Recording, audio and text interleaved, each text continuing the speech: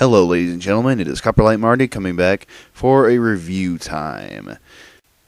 So I just got back from Tusk, a Kevin Smith film, which originally started as a podcast idea and as well a podcast. Overall, I liked it, but had some dislikes about it. So I'm just going to go ahead and get the positives out of the way. First of all, I thought the first act was masterfully done. The way it was paced, the creepiness of Howard, which was our main villain, and Justin Long was just absolutely fantastic in his role as the podcaster traveling to Canada, only to wind up in the clenched fists of a deranged psycho who really loves walruses.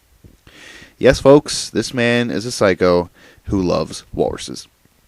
And you really get that vibe the more and more he talks along, and it works so well. And just a heads up, I'm going to be spoiling quite a bit here, so if you don't want to be spoiled, don't continue on.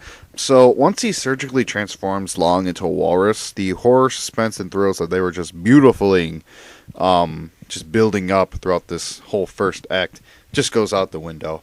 And that's the problem I really had with it. I mean, don't get me wrong. The moment we saw the walrus, human, hybrid, whatever the hell you want to call it, it was a surgically transformed, whatever. That really upset me in a good way, though. I honestly liked it. The agonizing yelling of him as a walrus is just so unsettling. I feel that was the great horror.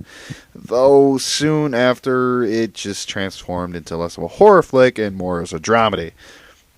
I felt they kind of threw away what good stuff they had going in exchange for a lackluster wannabe comedy.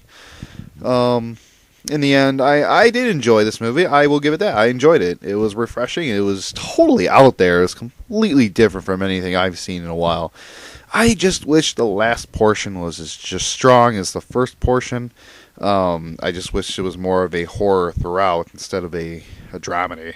But overall, I give it a 7.8 out of 10. It's definitely worth the $5 I paid to see for it.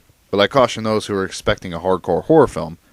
Then again, what did I expect about a guy being transformed into a walrus? Jesus.